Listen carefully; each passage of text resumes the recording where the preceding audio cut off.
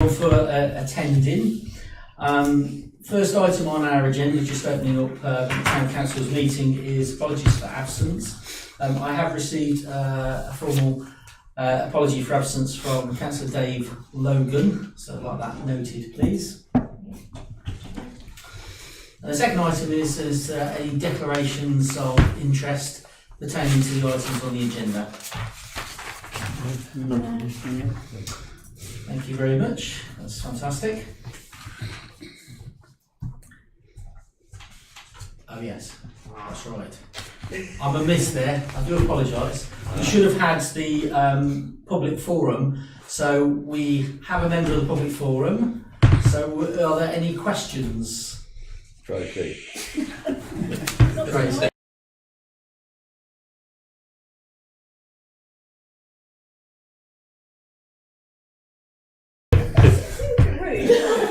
I'll be nice tonight. Okay. Thanks very much. That's fantastic.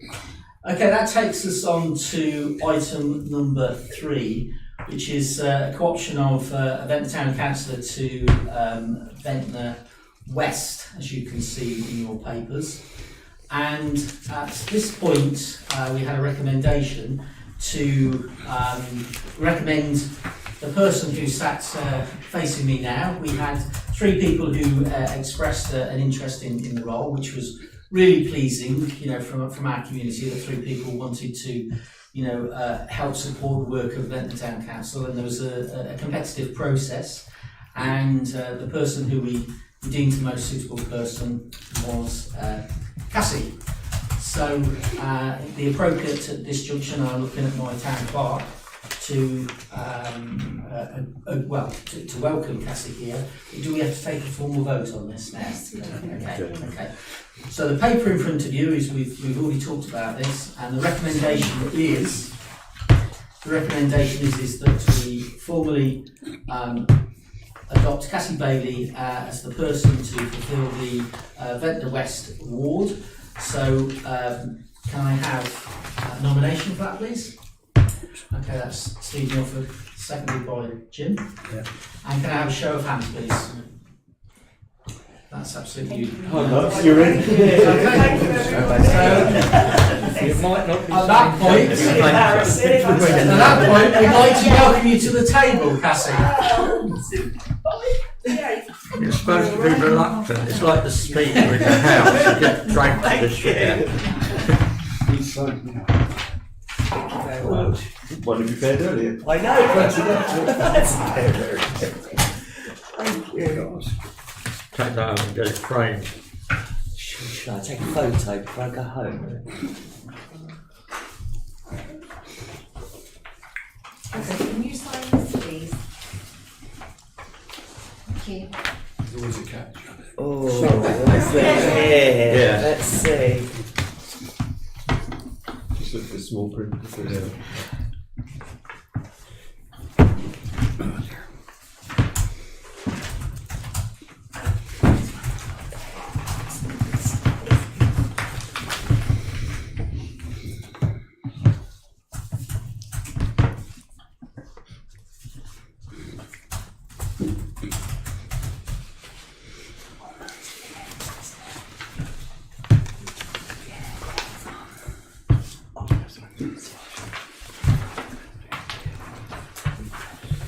Don't whisper. Sign With a it. mic.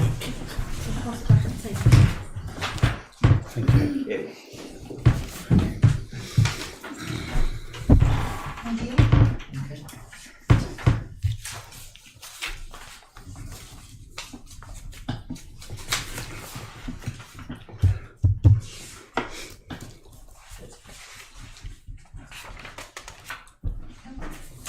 Okay, thank you very much, and warm welcome to you, Cassie. And thanks for. Thank you very much, and thanks everybody for giving me this opportunity.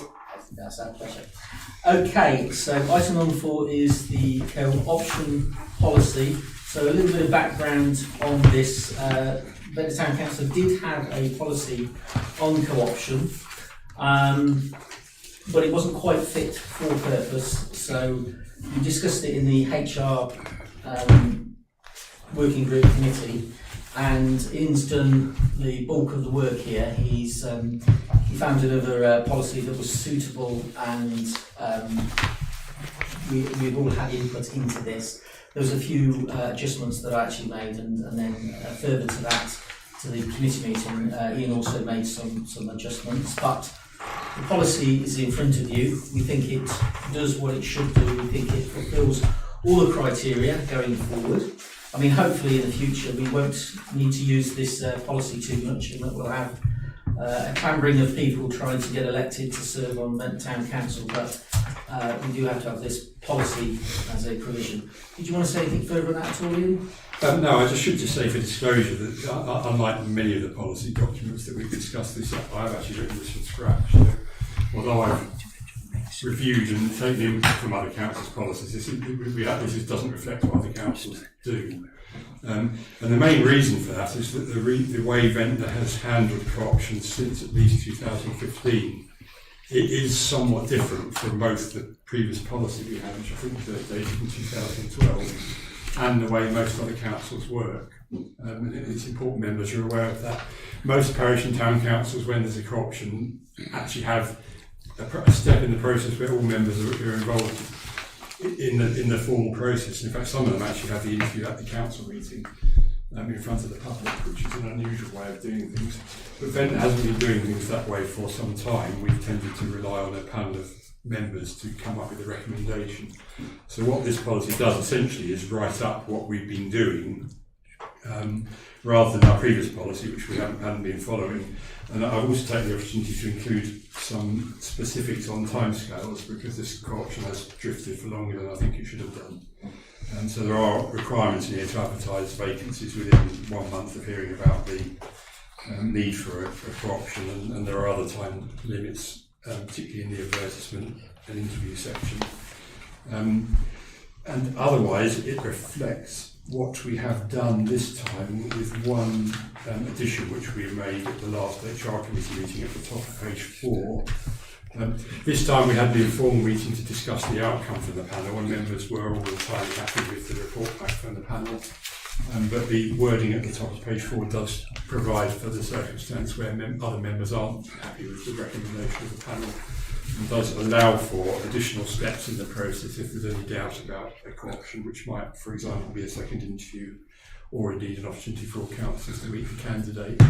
And that is just a step back towards what most town and parish councils do, which is that if there is any concern, it gives all members a chance to be involved before you get to the decision. But I stress that doesn't reflect anything about the current co-option, it's just there for completeness, really. And at the end of the document, I also put in a person specification as well, just to give some. I mean, again, that is based on examples from some other councils, and just to give some guidance as to the sorts of criteria that the committee should be using. Thank you for that, Ian. That's really, really useful. And the only bit that I was going to highlight as well is that during this process there were some questions over conflicts of interest and councillors to serve on particular panels. So I had personal experience of this. So you can see on page 3, I've given or suggested 3 pillars of exclusion to serve on an interview panel. The rest is self-explanatory. But other than that, I think you've got the full story of how this policy came into being. And thank you for the work as well, Ian. So any questions at all? No, I like the bit on the paragraph at the end about individual skills. I think that's really good. Yeah, that's good. But that's all good actually. But I think a bit add a little tweak to it. Any other comments, questions at all? No?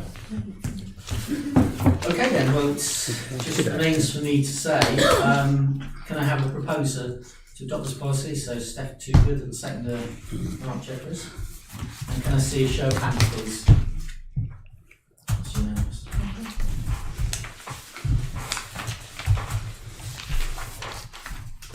Okay, the next item is appointment to working groups, and for the benefit of Cassie, who just joined us, the council, the bulk of the work that the council does is basically doing working parties that feed into the formal council process. So we've got a working group on assets and services that does exactly what it says it does. We have sustainability and biodiversity. We have community. We have planning. Who have I missed off? HR. Oh yes. Yeah, how did that slip your mind? HR. Community development. Yeah. Thank you, Ian, for that. Sustainability. Yeah, that's right. And that's where we actually get to the nitty gritty of doing the hard work, so that when we come to council meetings, we can have it as a sort of a fait accompli, so we actually know most of it. So on this occasion, what we are suggesting in this paper is we're playing to a particular councillor's strengths, and that councillor is Jim Toogood, and we're suggesting that we appoint him to join the Assets and Services group here. Now, the proposer. Bill is a proposer and a seconder, please. That'll be John Watson. Okay, can I have a show of hands? Thank you. Thank you. Well, I'd like to thank you for that. That's very kind of you. Thank you. Thank you very much indeed. Thank you. The last item is for information only. Obviously, Alison, if you want to say something here, but I suppose myself and Mark Jeffries has had most experience in the probation service, and what shall I rephrase that? Might give us some credit, but basically, Mark initiated contact with the probation service to do some work at the Upper Ventnor cemetery, and they frankly have done wonders. We've all worked on there, but they've been a continuous presence there, and they've really improved the area no end, and it's been absolutely fantastic, really. The community orchard that we're in the middle of making a reality is a location up in Steep Hill Down Road, so Upper Ventnor. And I've been working with them to make sure that the land is cleared and cleared properly to the specifications that we required, and they've done a fantastic job. The whole community is elated. They're really, really pleased that something's happening, and something's happening in Upper Ventnor. And out of these discussions, both me and Mark have found out that they're always interested in new projects. So we thought, trying to think out of the box, trying to conserve the finances of the council, to keep council taxes low, the precept low, that we might be able to use them in other endeavours. One that springs to mind straight away is the possibility of doing some rudimentary maintenance on our paddling pool area. So this item really is for information, but Mark, do you want to say anything else? Yeah, basically I had a long conversation with Matt, the manager of probation service, and at the moment they're actually doing something in Wroxall, around Wroxall Church and other areas in Wroxall as well. And he brought the matter up about they don't only just do ground clearance, they actually do stuff like painting and decorating and everything like that. And I just mentioned to him just off the cuff about the paddling pool. I said, every year it has to be painted, and he said, well, we can do that.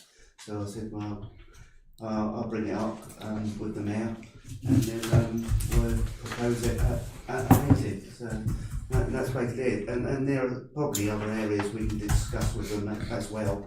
But I'd say it's only just for information at the moment. So. Any questions we'll take? We just wanted to bring you that information, so it's a possibility. On an average, how many hours can we have in a week? I like the idea. It really depends. I mean, the gang that he brought up on Thursday just gone, Jim. There was 8 of them, and they were there for. They arrived about 9:30 and they left at 4 o'clock, and they got a large chunk of work done. Yeah.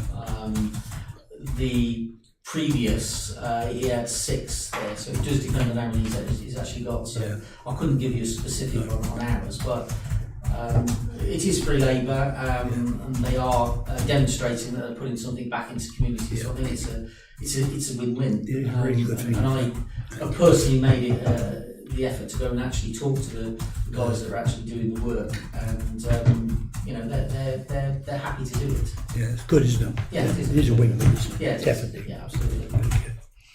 Any other questions? No?